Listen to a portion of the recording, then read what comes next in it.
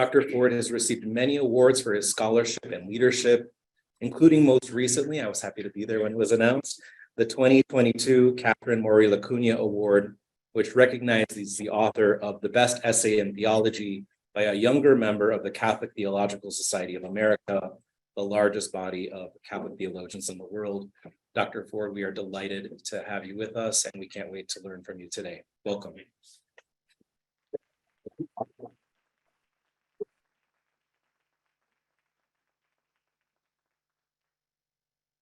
Hello again, everyone. All right, I'm going to make this a little bigger. The grace of 34 years of age. Okay. So my presentation today is entitled, Who's Aquinas? Which Natural Law? And I want to begin this lecture with a prayer, and I invite you, if you are so inclined, to pray with me. Come, Holy Spirit, divine creator, true source of light and fountain of wisdom, pour forth your brilliance upon my dense intellect, dissipate the darkness which covers me, that of sin and of ignorance.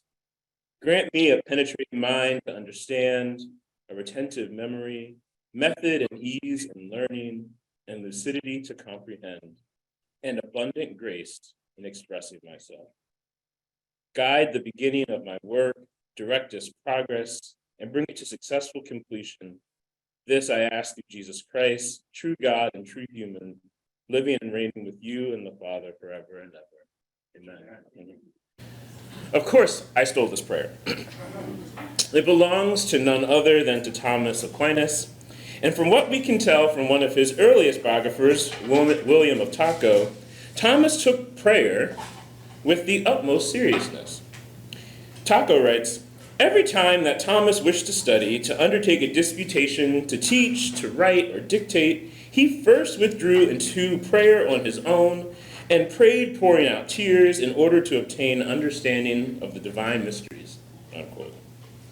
And perhaps to the chagrin of many of us who would like to think of ourselves as writers, it became pretty clear that if Thomas really did pray in this way prior to putting pen to paper, he clearly must have been a man who had to be devoted to prayer.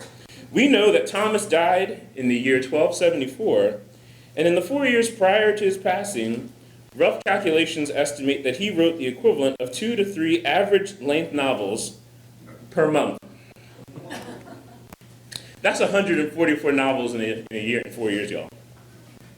Writer's block damned. I tell this story not because it's both humbling and impressive, it clearly is both, but because, as I hope to prove to you over the course of this talk, it matters a lot for us that we remember Thomas as a man of prayer. In doing so, I hope also to propose that there is a wrong way and a right way to remember Thomas that directly bears on the usefulness of his theology for what we would regard as liberative theological praxes. That is to say, praxes that have as their aim the dismantling of the systems of oppression that many of us have come to know under a variety of names: misogyny, heterosexism, poverty, and white supremacy, just to name a few. The wrong ways to remember Thomas, simply to sum it up at this point, is this. It is to remember Thomas primarily for his conclusions, conclusions which, once inscribed, become whisked beyond the boundaries of human experience and which sit, as it were, in inflexible judgment over everyone else's human experience. It's to remember Thomas's words as words that summarize, if not perfectly, then at least nearly so, the Word of God itself. It's a stance that approaches idolatry. The right way to remember Thomas, by contrast, is this. It is to remember Thomas as someone devoted to searching out the world and the heart of the God whose world it is, for a greater and better synthesis of our own experience within the context of God's providential cooperation in our flourishing. This is a Thomas of study. This is a Thomas of prayer. This is a Thomas who gave the world an unfinished, oddly enough, magnum opus, the Summa Theologiae. And I think it was unfinished in part to leave room for just the next synthesis that he himself was too humble to perform. To get there, I propose to do the following. First, I want to describe the intellectual tradition that Thomas entered and upon which he would leave his indelible mark, that is, the natural law. I then want to show how a certain imagination about Thomas and his intellectual contribution to the natural law can lead to the distorted understanding of Thomas mentioned above.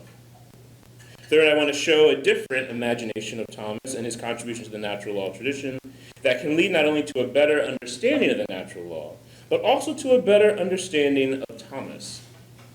This will set the stage for my final set of observations, namely that this latter and better way of remembering Thomas and the natural law can serve as a resource for liberative natural law projects. So my first section is called The Natural Law and Thomas's Mark on it. At its base, the natural law tradition in Catholic moral theology is both epistemological and soteriological in its orientation to human flourishing. But before the natural law was used by Christians, it belonged to the Greeks and the Romans. Exemplary among its representatives are the Stoics, who maintain that the moral law was rooted in a normative conception of nature upon which reason could rightly discern. Cicero, one of the most famous of the Stoics, wrote, quote, "I'm inclined to think they are right, if indeed law is the highest reason, inherent in nature, which enjoins what ought to be done and forbids the opposite. When that reason is fully formed and completed in the human mind, too is it law. For law is a force of nature, the intelligence and reason of a wise man, and the criterion of justice and injustice." Unquote. Christian thinkers, like Justin Martyr, would find the natural law attractive because it served well the apologetic end of defending the faith to non-Christians by allowing Christian writers to appeal to the reasonableness and the naturalness of some of their own religious and moral convictions. But this was also a two-way street. The medium of the natural law also gave Christians a way to appropriate the moral insights that came from non-Christian sources, a feature that was all the more resourceful to the extent that one recognized, as the early Christians did, that Scripture did not speak univocally or clearly on every matter of moral concern to the early church. As is so often true in the history of Western Christianity, it was Augustine, who I always tell my students is one of the most famous black Catholics that ever lived. It was Augustine who made the natural law more explicitly theological, replacing the Stoics' anonymous notion of reason because of its potentially idolatrous implications. Augustine understood the moral law to be consonant with what he called the eternal law, that is, God's will that commanded human beings to respect the natural order, which had been catastrophically disordered by the fall and the introduction of sin and vice into the world. At the same time, however, and in continuity with the earlier tradition, Augustine maintained that human knowledge of the natural law was still accessible to all human beings, Christian or not, the basic premise of which was the golden rule that one ought to do to others what one would want done to them. The project of codification occupied natural law thinkers into the medieval period, and there were two major axes upon which natural lawyers evinced a diversity of thought. One axis concerned who exactly was subject to the natural law. In his famous formulation codified within Roman Emperor Justinian's 6th century text, Corpus Civilis, Oppian maintained that the natural law was, quote, "that which nature teaches all animals," unquote, a designation that obviously includes human beings, but also a great number of other creatures as well. In contrast, Rufinus would later maintain that the natural law was applicable only to human beings as a certain faculty of the human creature implanted by nature which tells him to do the good and avoid the opposite. This axis of disagreement generated, among other things, questions about what role the distinctive use of human reason played in the discernment of the natural law. If it's taught to all animals who don't have use of reason, then it's more basic. The second axis of disagreement concerned what was the scope of the natural law. Claiming that knowledge of the natural law came from instinct, Isidore of Seville believed that the jus naturae, natural law, governed, quote, "the union of man and woman, the succession by one's children and their education, the common possession of everything, the same liberty for all, and the right to take for oneself whatever is seized from the sky, the earth, and the sea," unquote. Though relatively large in its scope, Isidore's understanding of the natural law was decidedly exclusive of claims based in revelation. And as such, Isidore's definition allowed for meaningful discussion of the natural law because of its universal accessibility among Christians and non-Christians as to its content. Gratian, however, would make the scope simultaneously less accessible and more breathtaking all at once simply by defining the natural law as that which is contained in, quote, the scripture and the gospels. Now, for Christians, this formulation had the obvious advantage of being able to situate all of our moral teachings within the natural law, but it introduced the problem of the necessity of revelation in order to understand it. The most authoritative articulation of the natural law for the Catholic tradition was also the one that sought to harmonize this diversity of thought on the natural law's subject and scope. This articulation belongs to Thomas Aquinas. Indebted to Augustine's understanding of the origin of the moral law as God's will promulgated in the eternal law, Thomas maintained that the eternal law was, quote, the very idea of the government of things in God, the ruler of the universe, unquote. It was this eternal law that is the exemplar of the natural law, which Thomas understood to be the rational creature, which is to say, our participation or right understanding of the moral law. Indebted also to Aristotle, Thomas understood the moral law eudaimonistically, which is to say that Thomas understood the chief matter of morality to be the discernment of that which allows the human being to flourish and achieve true happiness. This conviction led Thomas to the conclusion that natural law, by providing instruction on the moral life, commanded that one live a life exemplified by the practice of the virtues, both the cardinal virtues, which many of us might know as temperance, justice, courage, and prudence, as well as the theological virtues, faith, hope, and love, without which salvation, Thomas did not think was possible. Two other sorts of law exist in order to illuminate the requirements of the natural law in our particular context as human beings. The divine law, which is revealed by God so that we can know without any doubt what we ought to do and what we ought to avoid. This is like, I imagine it's like God just giving us a hint, like the Ten Commandments. Like, if we can't figure it out on our own, God will just tell us. And human law, which is law promulgated by the rightful legal authority. Importantly, human laws are just only if they do not contravene the natural law. If they do, Thomas writes, such laws, under certain circumstances, do not have to be obeyed. Thus, Thomas helped solidify the tradition that we would come to know as the tradition of civil disobedience, a thread of the tradition that would be famously invoked in the future by Dr. Martin Luther King Jr. in his argument for why racially discriminatory laws are unjust and thus must not be obeyed. With the natural law situated among these other instances of law as our right understanding of what will allow us to flourish in the way God had created us to do, Thomas also famously articulates what the natural law commands, otherwise known as the primary precepts of the natural law. First among these precepts is one that human beings share with all living beings, the desire to keep oneself alive, or self-preservation. Second is one shared with all other animals, that is sexual desire and the desire to rear the young. And third are the distinctively human desires, both to know the truth and to live in society. If you know Aristotle, that's pretty much just a transplant. Importantly, whatever light these precepts shed onto the shape of the moral life, they are not particularly action guiding. They don't really tell you what to do in any situation, which is something that Thomas also knows. For this reason, when Thomas addresses the question of how to apply the natural law in specific situations, he writes that this process is comparatively more difficult. Hence, the operation of the virtues are necessary, since the virtues help a person determine which action is appropriate in a given situation. Indeed, it is no accident that while one can scarcely find more than 7 articles in the Summa on the natural law, one finds that nearly 70% of Thomas's entire moral theology is devoted to the virtues. A life lived in accordance with the natural law is a life lived according to virtue. Accompanying Thomas's conceptual presentation of the natural law is his moral epistemology, in which he writes that we come to learn the natural law through our inclinations, which is to say that we come to learn the natural law through the desires that we have as creatures to obtain the things that will enable us to flourish. Thus, the use of the word desire earlier was very much intentional. God, through the eternal law, desires our flourishing, and we come to know that in which that flourishing consists through the natural law, which we principally uncover through our desires.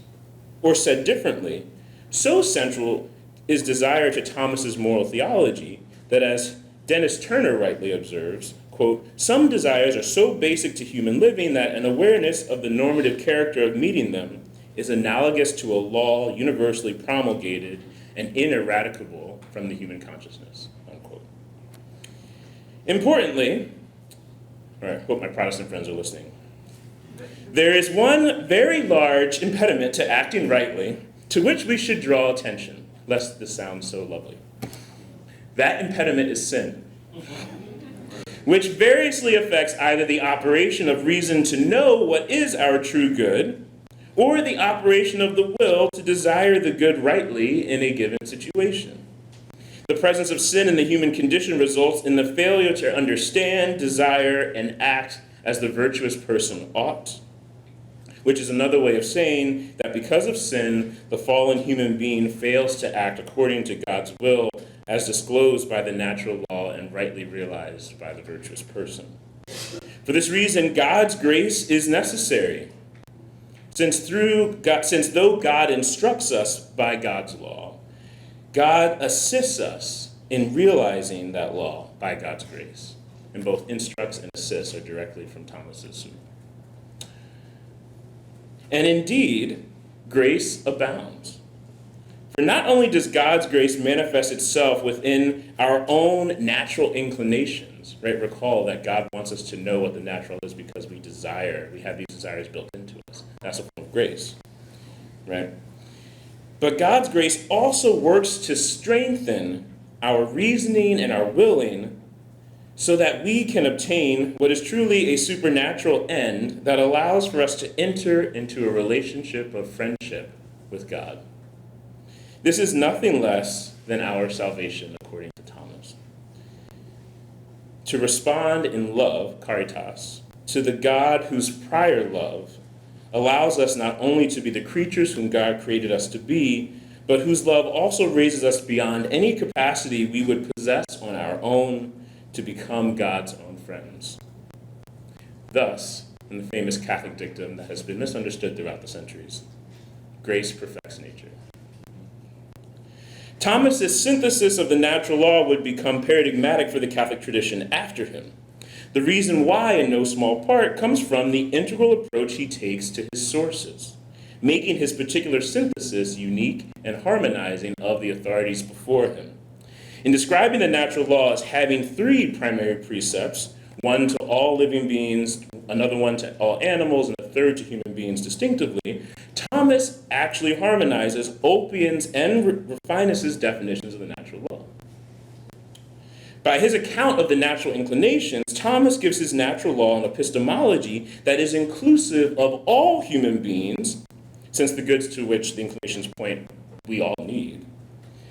But by means of the virtues which make the happy life possible in this life and the next, Thomas provides the natural law and its right realization with its soteriological direction, making friendship with God possible by grace. Thomas's natural law epistemology, then, harmonizes Isidore's definition of the natural law with Gratian's more exclusive definition of the natural law. Hence, the natural law, and this is one of my favorite quotes from Thomas Aquinas, so I just read it all the time. Hence, the natural law is nothing else than an imprint on us of the divine light. An imprint, that's me now, an imprint on all of us that we can, with God's help, achieve friendship with God. So, that's the natural law tradition for now. Hope your brains are still with me. I know it's a lot. Next section is how not and how to remember Thomas Aquinas. With this profile of Thomas's moral theology in hand, here is where I believe we can begin to take notice of a divergence in how Thomas is remembered. As we continue forward in time, from the medieval period that is, in making sense of the natural law tradition, I want to draw us towards some observations on how Thomas can be first remembered wrongly. As the natural law tradition exited the medieval period and entered modernity, one began to witness the emergence of a purely what we would call scientific understanding of nature and the natural law. In Thomas's thought, as was true in medieval thought more broadly, the concepts of natural law and law of nature were virtually synonymous, especially in the notion of the eternal law. At one point, defining the eternal law as, quote, divine wisdom as moving all things, that is, all creation, both human and not, to its due end, Thomas maintained that all of creation was directed by inclination towards its own fulfillment, each in its own way. So in Thomas's analogy, inanimate objects like rocks, just as much as irrational creatures like my dog Yogi, are spontaneously moved by their instinct to be the best sorts of creatures that they can be. This is no less true for us as human beings. But what's different about us is that to participate in God's flourishing for us, we have to cooperate. Right? Exactly. Yogi has a great life. He just spontaneously gets there. All right. Encompassing the movements of all creation towards their ends as appointed by God, the eternal law can be seen as having a more political and moral face, or it can be seen as having a more causal face, especially as this relates to inanimate objects or non-human animals, which operate both as if on their own to achieve what God created them to be. In the centuries following Thomas, natural philosophers and eventually the people whom we would call scientists would comment on the regular observable movements of objects in the universe, attributing their motion to God's power expressed as law. Such was the orientation of no lesser light than Isaac Newton, who stated that, quote, the true business of philosophy is to inquire about those laws in which the great creator actually chose to found this most beautiful frame of the world, not those by which he might have done the same had he pleased. Newton would continue saying that, quote, the perfectly free will of God directly and presiding over all have flowed these, from the perfectly free will of God, has flowed these laws, which we call laws of nature. From here, it is easy to imagine a secularizing modernity moving just one step further, from a world where empirically observed phenomena were attributed ultimately to God, to a world like today's, where such attribution is seen as superfluous or unnecessary. This attitude reverberated not only in the causal direction with inanimate objects, but also in the direction of morality, of thoughts about morality as well. For while Christian natural lawyers certainly did not follow their secular counterparts into asserting the non-existence or the irrelevance of God for morality, it was nevertheless true that a theologically neutral account of the natural law, theoretically accessible to all people who can make use of reason, was especially appealing to moralists in the 17th century who, following their Enlightenment peers, wanted to make moral arguments without explicit recourse to religious principles. Hence, Hugo Grotius, widely regarded to be the founder of modern international law, would argue that the natural law would bind even if there were no God, and that the norms of the natural law are, quote, established by reason and universal, unquote. This sensibility would give popularity to the natural law conceived as the jus gentium, or the law of nations, which was understood to bind all persons irrespective of religious creed. Such rules, like the one mandating that travelers not be prevented missionaries be allowed to spread the gospel, were regarded as virtually exceptionless, the violation of which would be grounds for just war. These were also the pretenses for the Christian benediction over colonization. As the natural law entered the modern period, then natural lawyers sought to codify morality in ways similar to the ways that the laws of nature were being codified in the emerging natural sciences. Explicitly rejecting the Enlightenment's turn towards secularity, but still wanting to be able to claim solid epistemic ground for universal principles articulated in a moral code, Pope Leo XIII, in his encyclical Aeterni Patris, would elevate Thomas's moral teaching to the virtual equivalent of Christian doctrine itself, proclaiming it to be not only the exemplar of theological thought, but of all philosophical thought as well. Y'all have to read this. We have a lot of documentary history as Catholics, just check it out. At one point, following his predecessor Urban V, in recommending that everyone, quote, follow the teaching of Blessed Thomas as the true and Catholic doctrine, and that ye labor with all your force to profit by the same, unquote, and following another one of his predecessors, Innocent VI, in maintaining that, quote, Thomas's teaching above that of others enjoys such a precision of language, an order of matters, a truth of conclusions, that those who hold to it are never found swerving from the path of truth, unquote. Based on these two high recommendations, Pope Leo XIII would urge his readers to join him in the conviction that in Thomas's writings, quote, reason cannot rise higher, unquote. And that indeed, here's another quote, I love this document just takes me out. We exhort you, venerable brethren, in all earnestness to restore the golden wisdom of Thomas Aquinas and to spread it far and wide for the defense and beauty of the Catholic faith against the Protestants, for the good of society and for the advantage of all the sciences. Thomas had been dead for like 500 years. Following Leo's recommendations, moral theologians would begin to present moral theology, as people like me, in moral manuals, which used Thomas's moral theology to derive premises for moral arguments, which could then be applied deductively to cases. So if you pick up one of these moral manuals, what you'll see is like premise, like human nature is this. This is a situation like that. This ought not to be done. It's like geometry. I'm telling you, y'all got to read this stuff. Though there are many elements that one could draw out from this transition from a science of morality through the restoration of the golden theology of Thomas Aquinas to the period of the moral manuals, one thing that is vital to our discussion today is to note how isolated human experience comes within this trajectory of moral reasoning. To be frank, it appears almost irrelevant. Instead, all one needs to make sense of the moral life is the Summa Theologia of Thomas Aquinas. And if Leo has anything to say about it, making such determinations comes nigh to understanding the essence of all Christianity, of course, in its doctrinal form. Such a trend of doing moral theology in isolation from human experience continues to be a hallmark of much magisterial teaching related to sexuality and gender identity today. This is evidenced, for example, in the magisterium's persistent assertion that children placed in the homes of same-sex couples necessarily suffer suboptimal psychosocial development when compared to children who grow up with their biological parents.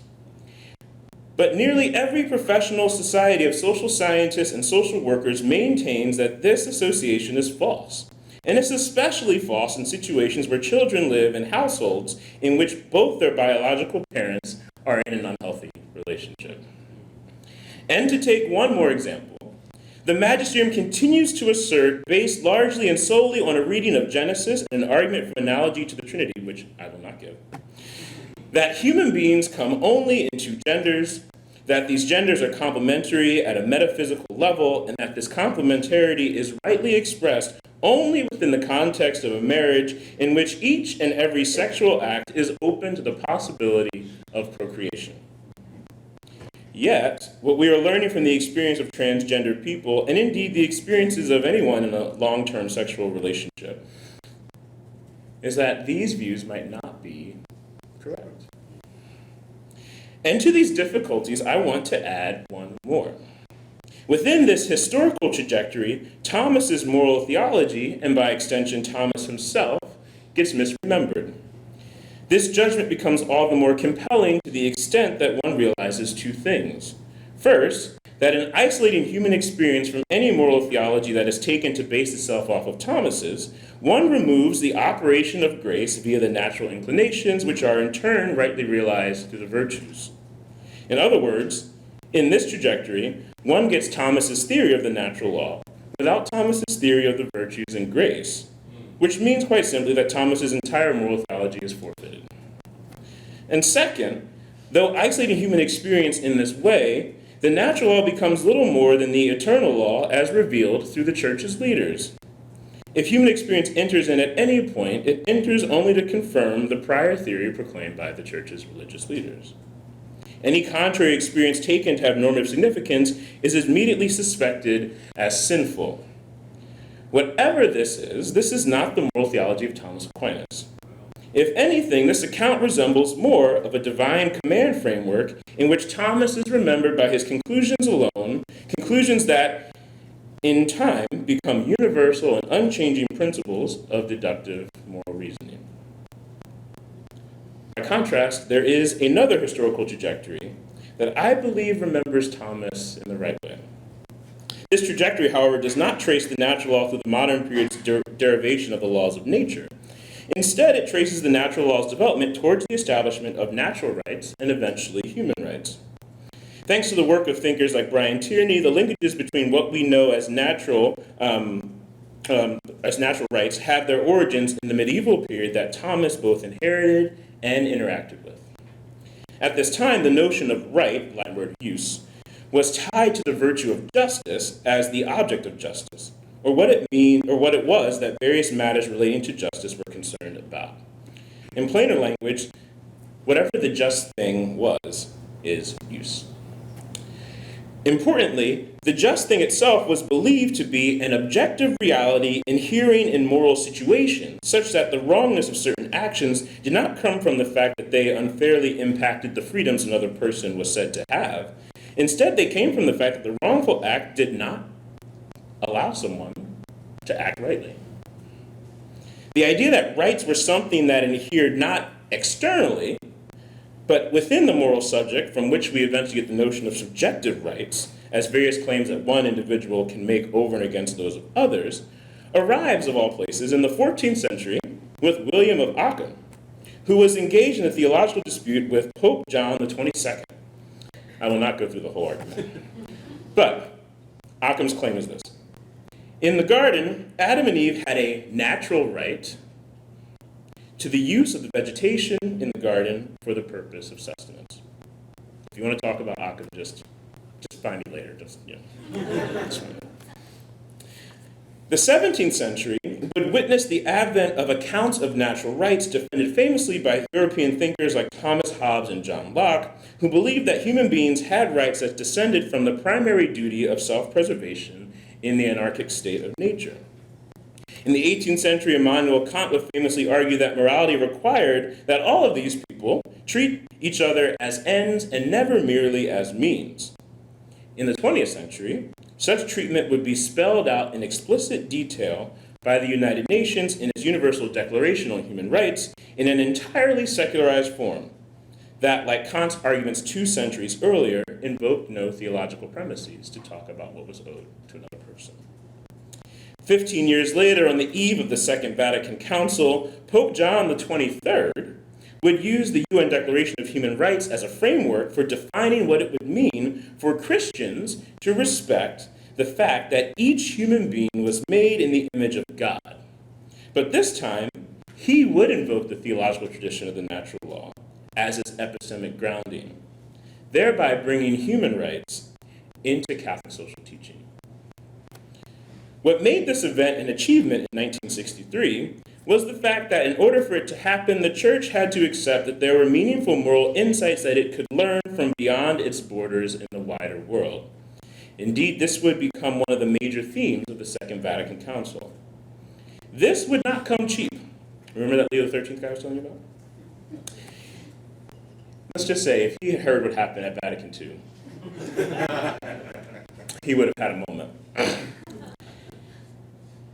For in embracing human rights, especially the right to religious liberty, the Roman Catholic Church actually completely reversed itself. I know I don't believe that happens, but we did. We changed. Jesus did not drop off the Catholic Church, and we keep it in the oven until he comes back. We changed. And this involved a complete reversal of Leo XIII, who condemned religious liberty as a fatal error of the Protestants. Nevertheless, regardless of the cost and the various doctrinal reversals, this approach reflects an integrative posture towards learning about human flourishing, insofar as our continued investment in human rights can be taken to be our most considered judgments at any given time about what it means to respect human dignity. this is something that both Christians as well as non-Christians are interested in talking about. Now, this is, of course, not to say that the natural law tradition, as it evolved through human rights, is blameless. As I alluded to earlier, history has, in fact, shown the natural law tradition and the natural rights tradition within that to be quite the opposite. For in the treacherous hands of white supremacy, natural rights were never consistently applied anywhere outside of Europe. That is to say, natural rights discourse were never consistently applied to indigenous peoples living in North America, South America, Africa, Asia, or Australia. Everywhere. For all of Europe's talks of universal rights, which were by Christians, white people applied them in ways that were consciously racist. And as a result, we continue to witness and live with the structural disadvantages today that have descended from the colonial period as we look at the distribution of wealth worldwide and the quality of life of countries outside of the West. So though this integrative strand in the natural law tradition has not been innocent, I do think that its integrative character should be seen as significant for our purposes today. And the reason why is because such an integrative character exhibits a greater fidelity to the method of Thomas Aquinas, whose crowning achievement was that his account was integrative of so many jointly inconsistent definitions and claims, or at least previously. As we saw earlier, Thomas's account of the natural law integrated Ulpian's definition of the natural law with refinements as to the subject of the natural law, and also, as we saw earlier, Thomas's account of the natural law integrated Isidore's and Gratian's understanding of the natural law's content. But Thomas is famous for another integration that I haven't mentioned yet explicitly. He brought Aristotelian science and natural philosophy into the theology of St. Augustine. It is this final achievement for which Thomas is actually most well known, and incidentally, immediately after his death, most despised. For in 1277, just 3 years after he died, Thomas's writings were condemned not only by one, but by two Roman Catholic bishops, one in France and one in England, for its Aristotelian pomposity. Leo didn't mention that in that document that I talked about before. This integrative approach to thinking about the natural law project continues to live in what is known as the revisionist natural law tradition. And unlike the trajectory where the natural law favors sources of knowledge that are ultimately prior to and inaccessible to human experience, the epistemological orientation of the revisionist natural law is inductive, allowing for changes in our understanding of human flourishing over time based on how we have come to better understand the world and ourselves. And so on the basis of such convictions, revisionist thinkers have questioned many aspects of official Catholic teaching. Feminists in particular have argued that views of the, quote, feminine genius, which assigns women special roles in church and society that are unequal to those of men, may more accurately reflect the patriarchal domination of women by men, and not the divine will. Other theologians have questioned accounts of gender complementarity, thus making space for the moral legitimacy of non-heterosexual relationships based on the experiences of same-sex couples. Others still have begun to question exactly why the notion of family has to be tied so closely to heterosexual marriage when it seems that families, in particular the children within them, thrive not because the caretakers have the right gender configuration, but rather because the caretakers are good parents irrespective of gender. Revisionist thinkers have also, based on the insights of queer theory and based on the experiences of LGBTQ plus people, have sought to celebrate the journey that transgender and gender nonconforming people make towards their own wholeness, precisely as an aspect of their unfolding relationship with the divine. What revisionist approaches ultimately celebrate in Thomas Aquinas is the role that human experience and continued normative reflection thereupon has in the moral life. This is true corporately, collectively, just as much as it is individually, where the moral agent navigates the world through her natural inclinations, which by God's grace are given the possibility of helping her live the good life in friendship with God. This, I'd like to contend, is what it means to remember Thomas rightly. So if what I've said so far is persuasive, I believe it's because I've tried to show that remembering Thomas rightly or wrongly in Catholic moral theology can be meaningfully characterized as a question of how one understands the epistemology of the natural law. And I've argued that the natural law epistemology of the revisionist school, where discernment of the natural law takes place through putting human reason in conversation with the divine movement in our lives, is the account that, one, best approximates the view held by Thomas Aquinas, and, though I haven't defended this position explicitly today, that, two, this is a view that is plausible of a plausible view of the moral life, even if Thomas didn't have it.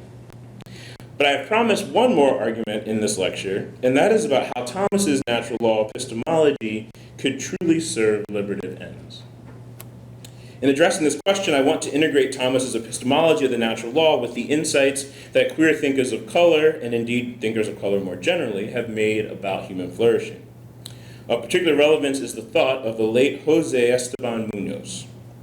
Over the course of his career, Muñoz was fascinated by his observation that envisioning more and a more just and inclusive worlds were, in a sense, natural to people of color, particularly via the expressions made by queer people of color through performance art.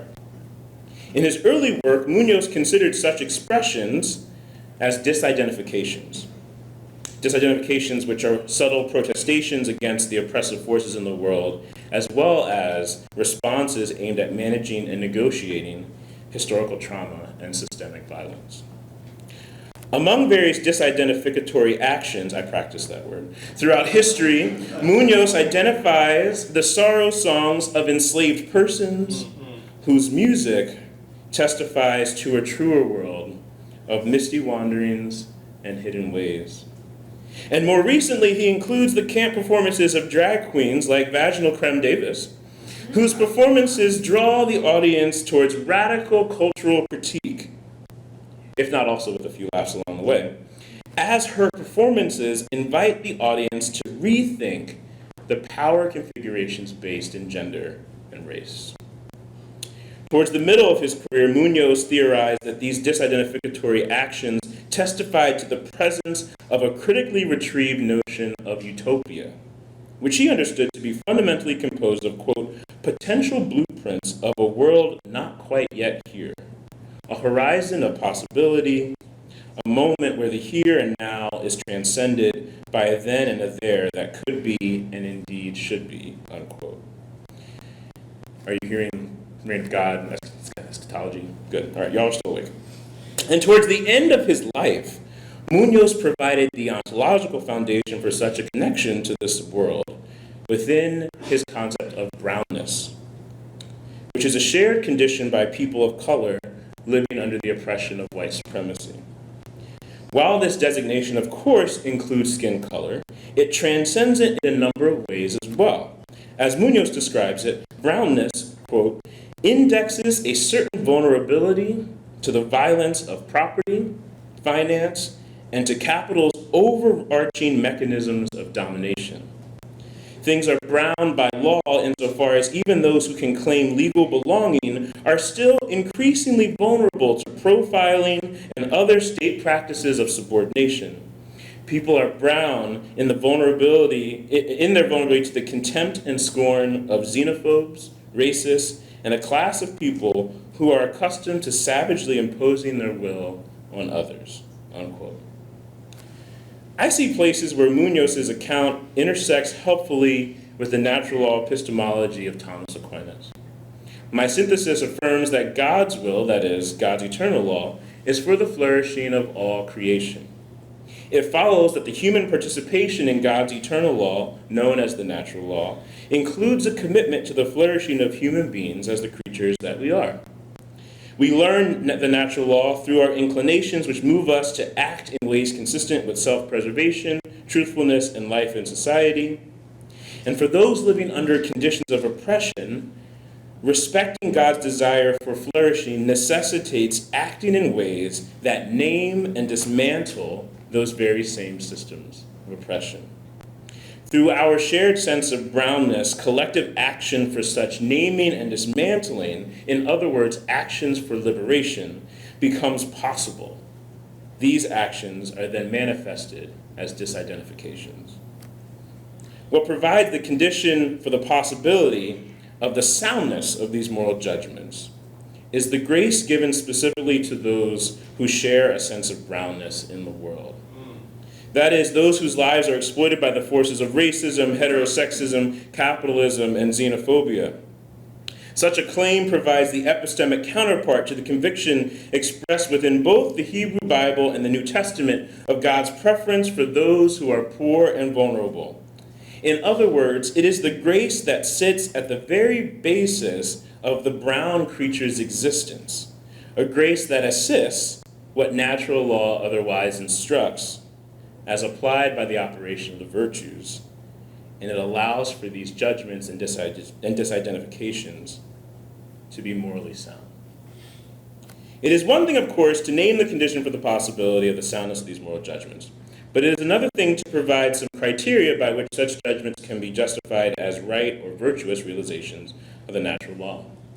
In view of this, I will provide two criteria which I believe are helpful for this end.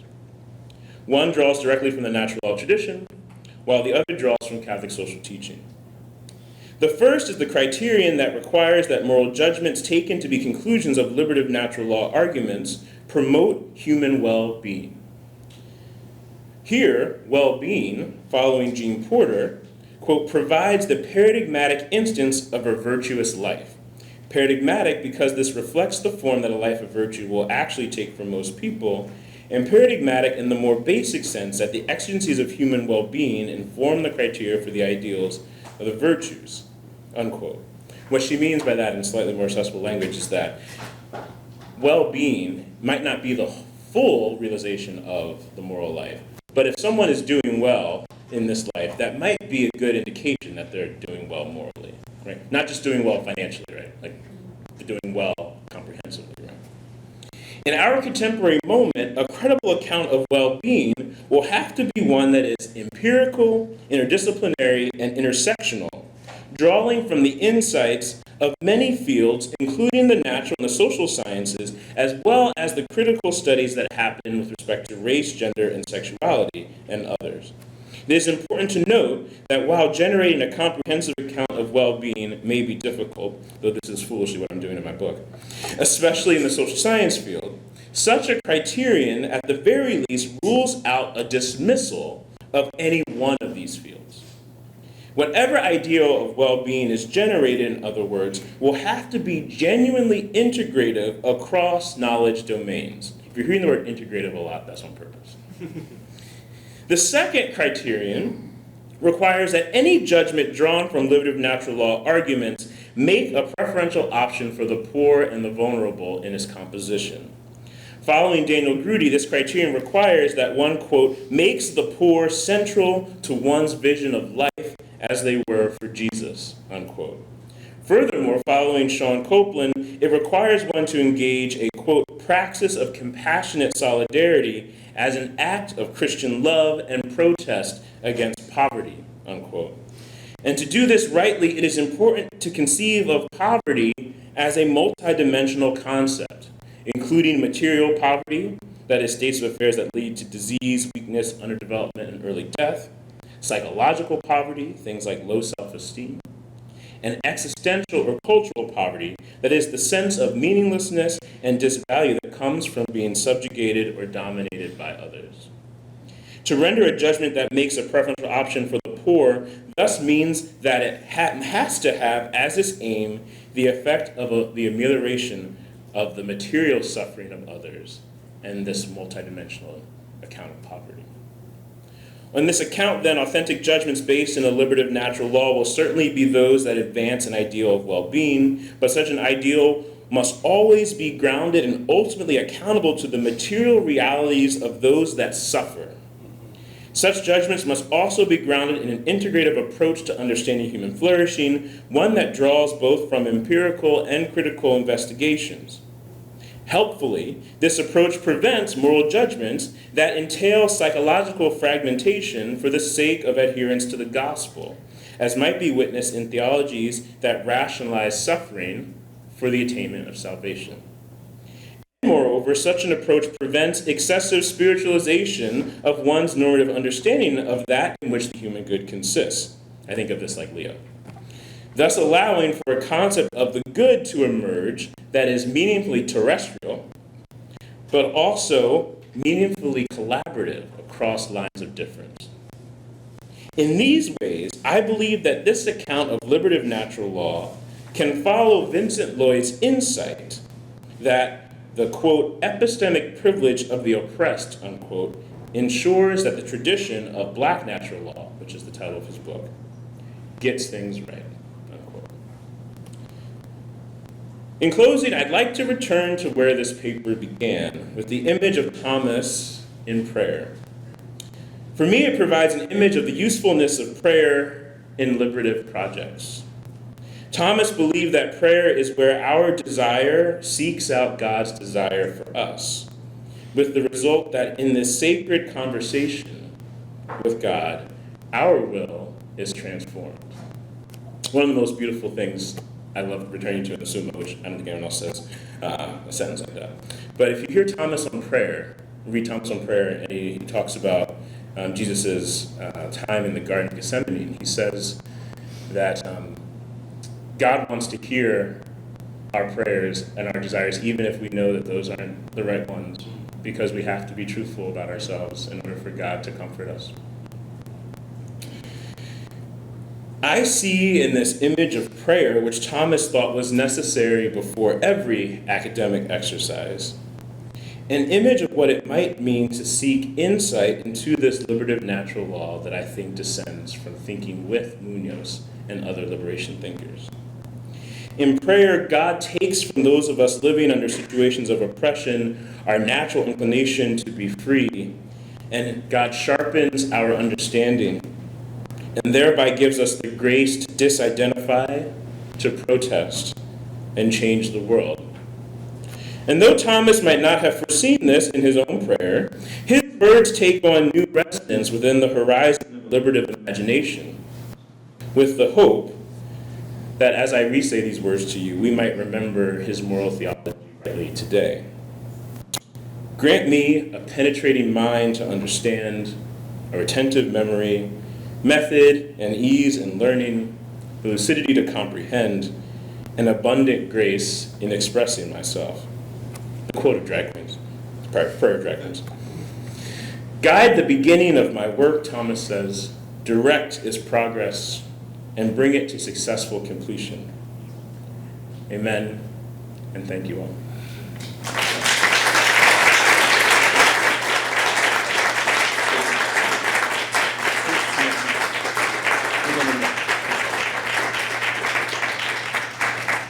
Saint Thomas Aquinas, Pray for us. Holy Mary, Mother of God, Pray for us. Saint Norbert, Pray for us. all holy people, saints of God, Pray for us. Thank you, Dr. Ford, for helping us imagine a more just and inclusive world, not by simply abandoning the tradition, but by instead inviting us into a deeper fidelity to the living tradition of the church, and by the actual bodies that comprise it. And especially thank you for being busy, for reminding us to do the same, and inviting us to be truthful about our deepest desires before a God who already knows them. Thank you so much. Now, we have some real powerhouse in this room today. Yes, I'm looking at you, Lozel and Rati and Simmons, and I want to hear some questions. Because he didn't come all the way here from Green Bay to not hear your good questions. But Though the weather's good. Though the weather's good.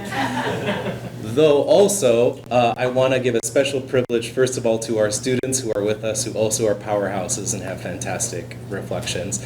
And if you have a question and you have to get to a class and you really want to ask it and it's burning within you, then maybe do a double hand raise for me, because if you're that eager, we would absolutely welcome it. I also, as you're kind of thinking of your questions, because I know after these lectures, it's like you just heard so much like a fire hose, and then you're like, wait, I got to think about my question. So I'm going to vamp for a minute. And I want to give a special shout out. I am a huge lover, advocate for the laity in the church, and I have to say I'm also grateful when clergy come out for talks like this. to hear and engage these things. So I'm grateful to the clergy that are here. I see you, and we're always happy when you're a partner with us in this work and in this reflection. So thank you. So with that, I would love to hear any questions, and I know Dr. Ford is so anxious and excited for your engagement. Maybe even had a little caffeine or something like that. Just water. I was looking at the cup the whole time, and I said, why didn't I bring that up? Yeah. I would have brought it to you. Yeah, so just take a breath. If you need to write something down, that's cool too, or put the notes in your iPhone. We'd love to hear some questions on this beautiful lecture. Ish, Dr. Ruiz. Hey. I'm going to bring you a microphone. I can project. Did they? We have a I think. screen here as well. Thank you. Thank you. Hello? Okay. Thank you, Dr. Ford, for the wonderful lecture. I really buy this interpretation of the natural law that needs to necessarily consider human experience as it draws conclusions, or as it guides us, that's a better word, right? Something I often hear by, let's say, the powers that be as well, you know, and you mentioned the presence of sin and these inclinations that drive us toward wrong. An objection I often hear when invoking experience in these dialogues about the natural law is precisely that. How do we distinguish? How do we discern what experiences we should listen to? And like you, I also work on matters of LGBTQ plus inclusion in the Catholic Church. And so quote unquote, the experience of LGBTQ plus persons is often deemed a result of that. It's not that we don't want to listen to the experiences, that we, of course, know that this experience is a result of the fall and whatnot. So that's my question for you. Is, and I think you started also to work on that criteria. How do we determine which experiences to engage with? And how can we convince someone who is, hesitant to engage with experience? Yeah. So I think I would respond to that in two ways. One is to look at the psychological states of people who are trying to live the teaching as it's articulated. So many people in the LGBTQ plus community endure psychological distress, sometimes extreme, by trying to follow church teaching as it's articulated. One of the things that we read in the Gospel is that we can tell a tree by its fruits, and I think that has some moral valence here. If people cannot live out the teaching might be malformed.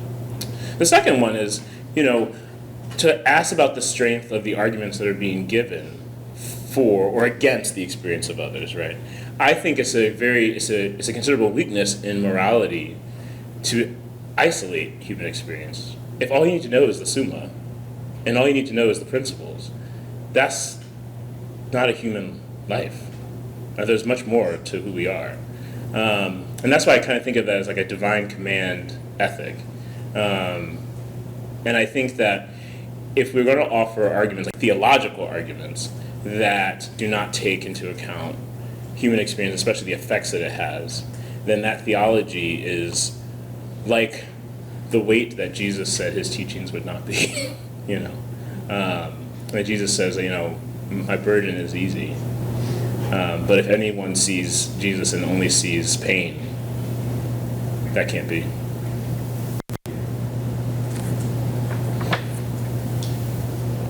Questions? You look like you're eager, Sarah. Thank you so much, Dr. Ford. My name is Sarah. I'm one of the students in the MDiv program. I have so many questions. I'll give two, and you can pick if you want to answer one. I don't know if any voices in the room. Okay.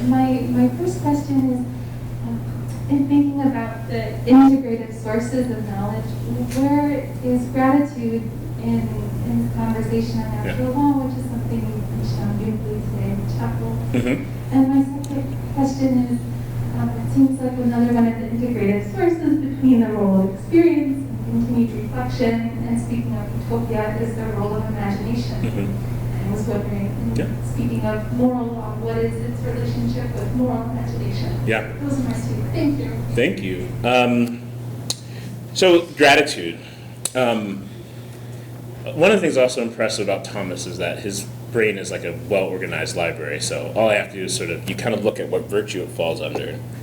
And Thomas thinks it falls under the virtue of justice, that we owe to those who benefit us gratitude. I think we heard that in chapel today. But Thomas makes it a part of a general requirement where he says that we owe honor to that which comes before us. And he has in mind principally the third commandment, to honor our parents. He says that there is no way we can repay the people who have brought us into this world. And he says if we can't do that for our parents, how can we do that with God?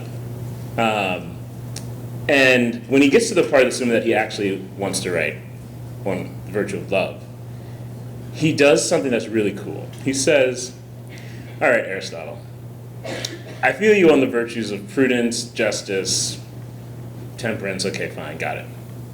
Then when he talks about theological virtues, he's faith, hope, and love, he has this question. He says,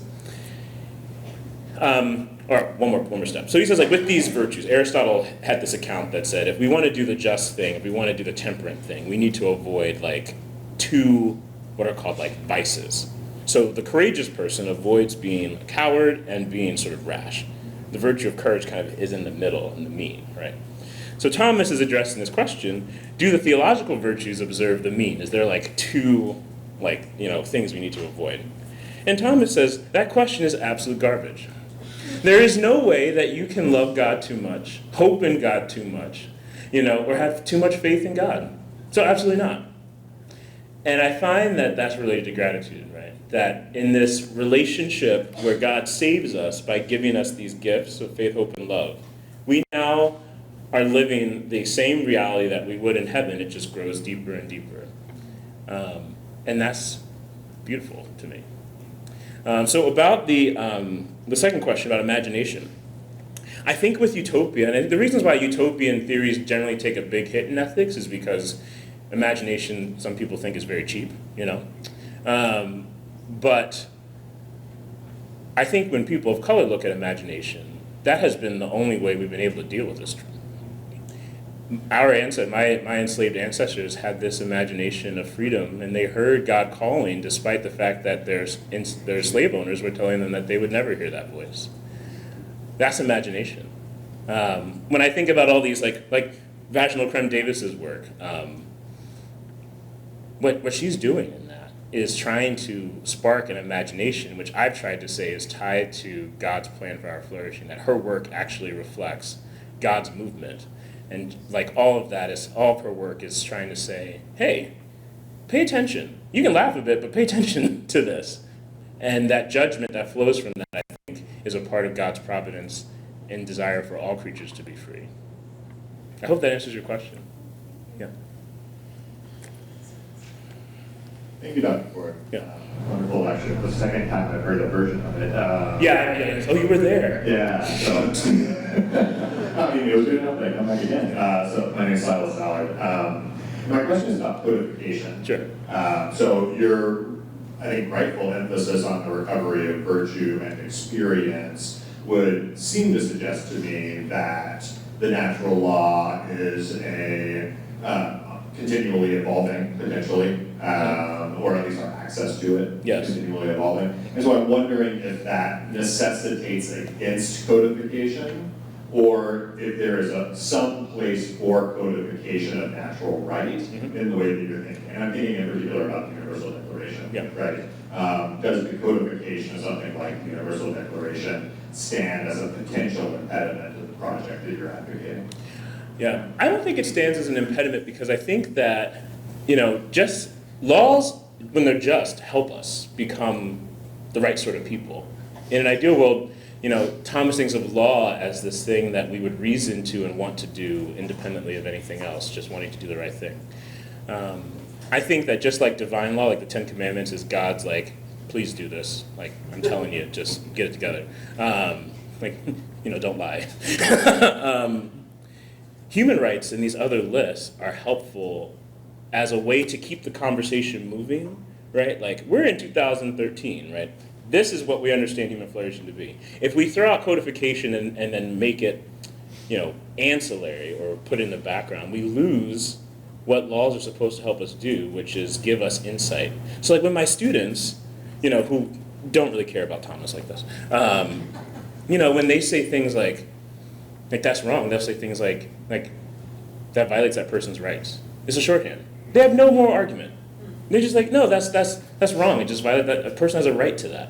And the clumsiness, I think, of that moral reasoning is illuminative, because it's showing them that law has this connection to virtue. And I don't know how to give you the argument from Kant and all these other people, but I can tell you that if women aren't reading in a country or aren't allowed to go to school, something's wrong. And I think that's really important for us to keep in mind as a way for law to be accessible to the people who don't run in universities or people who get to think about this all day. So I find that to be helpful. Codification would be helpful for that. Thank you for coming again. By the way, the whole talk was not reproduced, just the picture. Thank you, Dr. Ford, for this lecture. It was really good. I am a Protestant who's relatively new to Thomas Aquinas and natural law, and I really appreciated you speaking to all these different identity groups, but I recognized that there wasn't a lot of speaking to disability, but there was an emphasis of rationality and thought, and I wanted to know if you could maybe speak some words to that intersection and applying it to this conversation. Yes. I think like natural rights and the tradition of reason has been used in ways that are really ableist. So for example, one common objection to talking about reason as the criterion for what makes someone human is that there are people who live with cognitive disabilities and aren't able to use reason in a way people who are neurotypical are able to do. I think it necessitates new ways of thinking about what makes us human, what gives us the imago Dei, right? One is thinks with Thomas, another way thinks beyond Thomas, right? So Thomas's thought says that rationality is not something that we have, it's something that we are. We get it. We are the creatures who to try to flourish and to understand our flourishing as far as that is possible. There's a way to read that very inclusively, which is to say that anyone's level of decision making is a beautiful manifestation of the diversity that God gives us in understanding that. That's one. One can be dissatisfied with that, right? And another way, which goes beyond Thomas, is to think about the imago Dei as inherently relational, right? That what makes us in the image of God is that we ourselves form a community of people, and the challenge is to be unified like the Trinity. People have tried that. And I find that can be really generative for these sorts of conversations, right? And I think it's compatible with thinking with the natural tradition about what makes us human. Because like I said, if we learn over time that this definition is not working, Thomas is one of the first people to throw it out. I know that people who would read this don't think he gives shade, but he gives tons of shade to Augustine, tons. He's like Augustine does not understand this, but he says it very politely, So I think that's something we should also feel free to do, right? If the rights tradition coming out of European Enlightenment and trait-based theories are not working, throw it out. Thank you.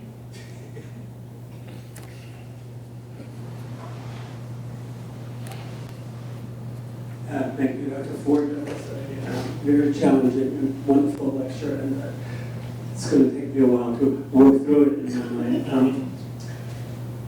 So I sympathize with the attempt to rethink the natural law tradition and making it liberative. I'm wondering, some of the questions you raised about LGBTQ rights are the moral questions that threaten to rip churches apart, not only within countries, but globally. Yes. And there's a lot of challenges that more, let's call them liberal-minded churches in the West or thinkers are imposing. Yes. They are, in a neo-colonial way, they are Yes. thinking on other churches in other continents. So natural law kind of arguments do try to make, even if you try to renew them in a revisionist way, try to make universal arguments. So how does culture and cultural context then figure into these questions Yeah. in their thinking?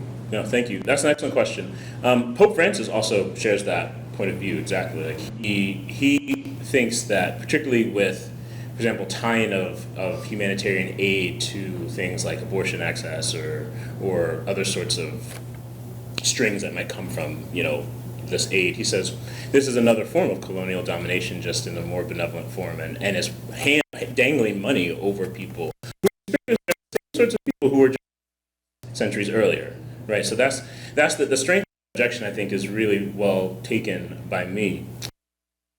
And when it comes to things like homosexuality, division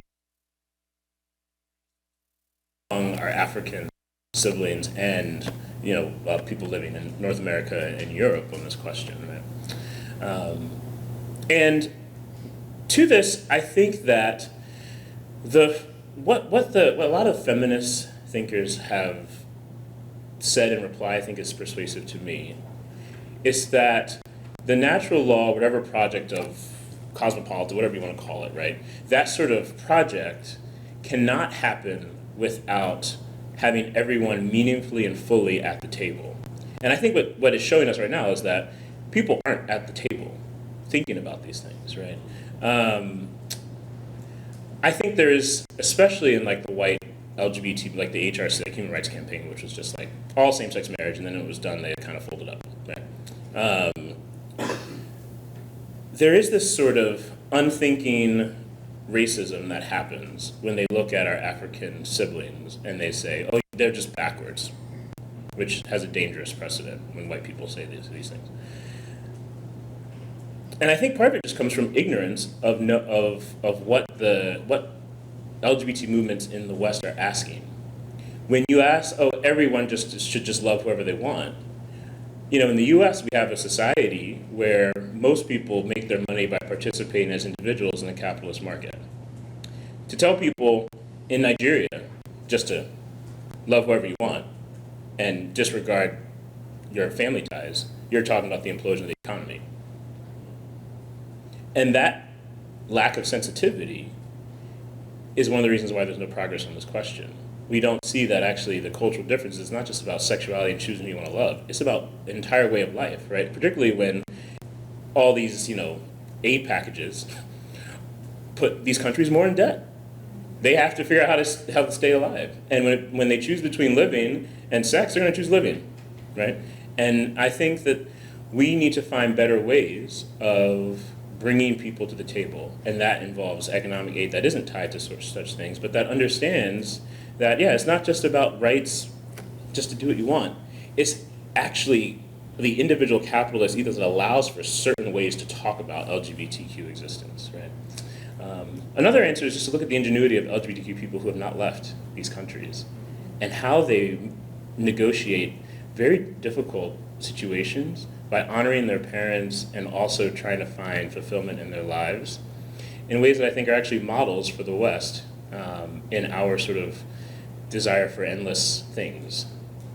There's something to learn from there, and I'm not sure always that posture of mutual learning is what we have on this side of the table. I hope that answers your question. Yeah, thank you. Any other questions? And I'll also offer votes online. If you have a question, you can also entertain those, absolutely. Thank you, Dr. Ford. Just absolutely wonderful. It's a very, very beautiful and rich talk. And thank you for it. This move to experience in the natural law and your re-articulation, which is different from how I learned the natural law in law school, but definitely a rich way of thinking about it in a revisionist way.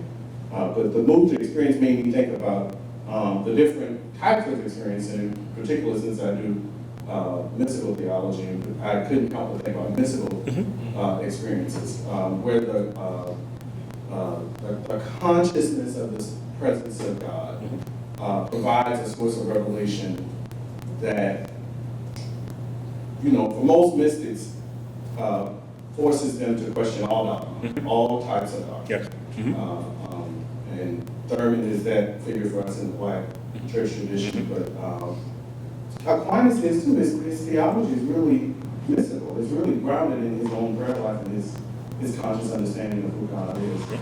I would wonder if you thought or even seen or just think aloud about the landscape of mystical experiences within the LGBTQ community and whether those experiences could be rich resource for the type of natural law that you're explaining. Your thoughts on this? Sure. I mean, I think that insofar as all of us are capable of making contact with God, and I tried to ground that in our existence through our natural inclinations, LGBTQ plus people are seeking the same sorts of goods that all human beings are seeking. I think we just get in the way of ourselves and our societies by restricting how they are accessed. So to a certain extent, I kind of think, insofar as LGBTQ people are people, and they have experiences of God that come from places that may be outside the church, is just as valuable, because God is going to reach us. And if the church is not going to be that place, God will reach us somewhere else. And if it's in the loving arms of an embrace that isn't racist and homophobic, that also is revelatory of God, because that's the other name for God, which is love. So I agree. I agree with you. And I certainly echo, I think people do not think, I mean, what makes Thomas kind of a genius, I was saying, is that he disappears. No one knows, no one thinks of Thomas as actually having a personality. But he prayed all the time, And when I was thinking about this paper, I was like, why would he pray all the time? It's because his insight into the natural law was impossible without it, And even when he read people who he thought were divinely inspired, he still subjected them to rigorous thought. And like Brother Augustine, he was like, sorry, but we've got to move on. We can't think that anymore. and he wasn't afraid to do that because of the strength of his prayer and the strength of experiences of love, I think, for anyone who is not in a Christian kind of ethos. We have two more questions, one in the house, and we'll give the last word to the online audience.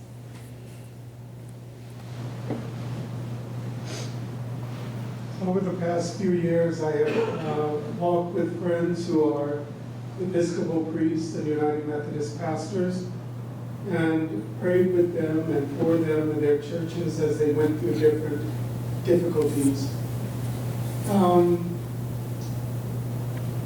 Looking at one of the friends had said in the end, well, I'll just simply join the Catholic Church.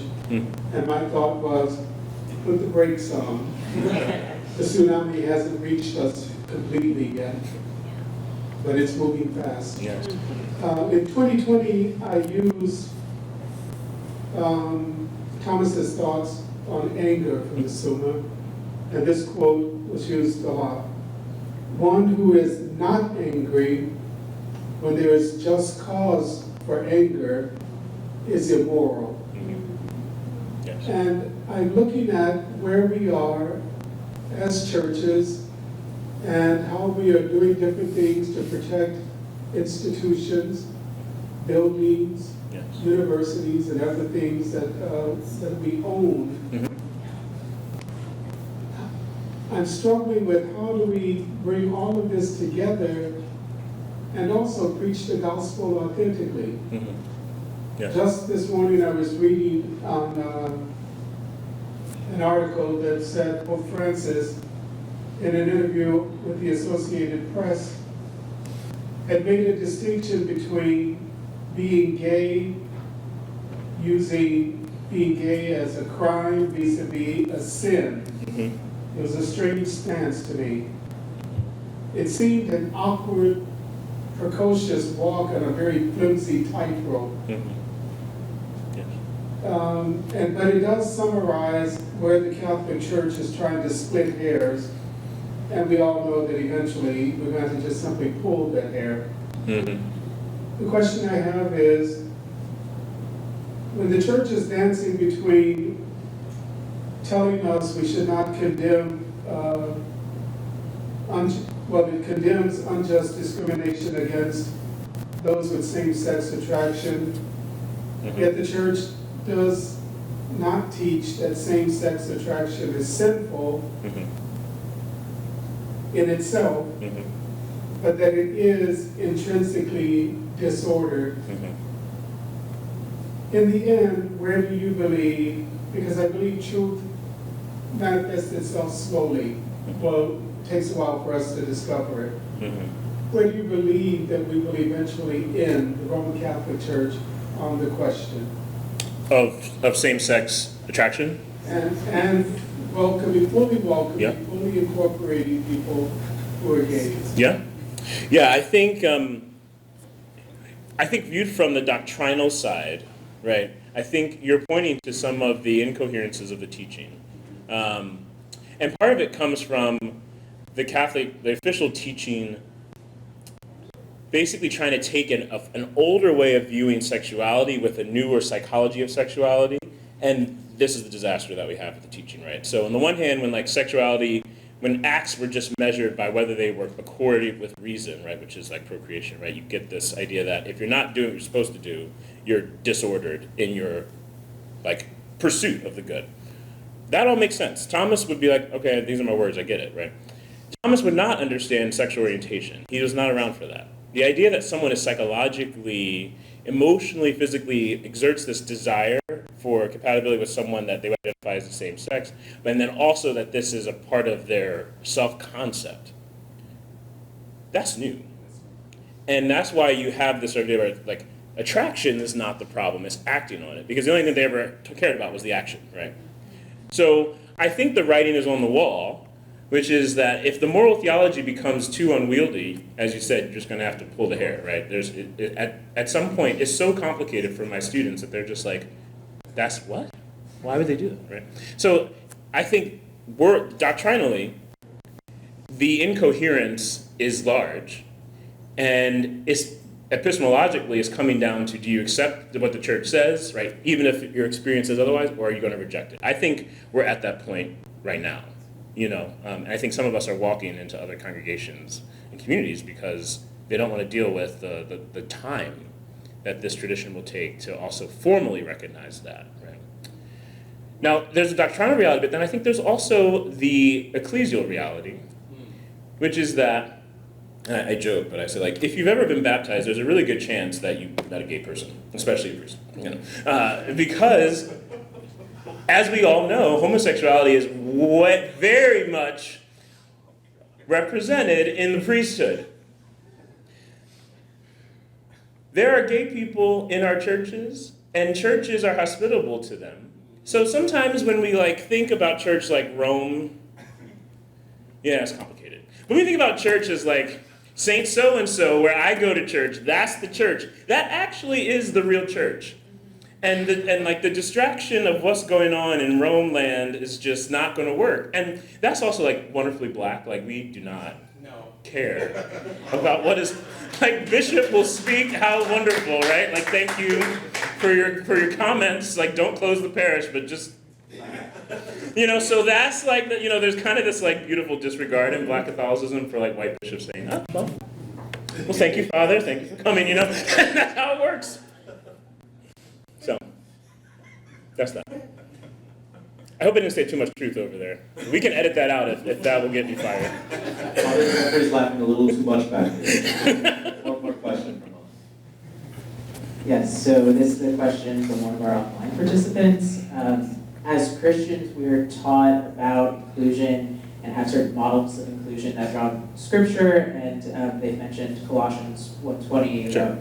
about God reconciling all things to himself in Christ. Mm-hmm. What are your thoughts on how inclusion is being integrated into corporate culture and the church on sort of a popular level, and how does natural law speak to that, or how can natural law bear on that as churches try to implement inclusion? Yeah. I think a lot of that comes down to the graces that people have to negotiate conflict and continue conversation. I think that there are some communities, I think if the liberative natural law is calling us to the preferential option for the poor in our decision making and really taking critical note of that, then the churches that are really engaged deeply in the synodal process, I think, are doing a better job of it than those that aren't. I think that churches that are opening arms and hospitality to those who are excluded without conditions and questions, generally create fertile ground for that reconciliation. And I think that is actually what's going to point to a right realization of the natural law. And my hope is that when witnessing how successful these communities are, that will become something that is imitated and desired to be imitated by other people. I think the particular situation with Roman Catholicism is that many people are doing this work, who maybe were Catholic, are doing them in other communities now, or if they are doing it in Catholic churches, they're doing it in a silent or quiet way so as not to arouse suspicion of the Episcopal leadership.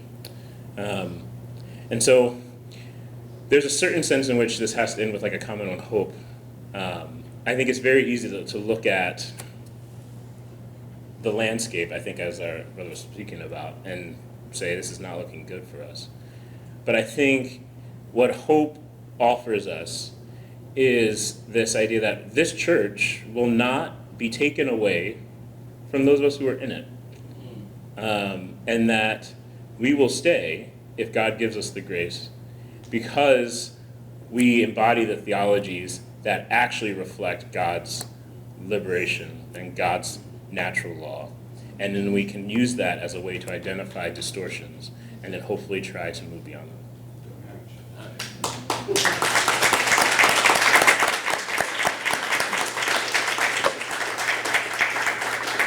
Well, just a heartfelt welcome, or thank you to Dr. Craig Ford. And we were so thrilled to welcome you here today to celebrate Aquinas Day.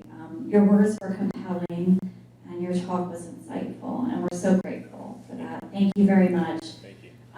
So I'm so glad you celebrated with Aquinas Day with us, and we're glad that you joined us today. And lastly, before we go, I just want to express my gratitude to Lyndon Aston, who is an Aquinas Center team member, and I'm so grateful to work with you every day. So thank you for Well, enjoy the rest of your day, and thank you for attending.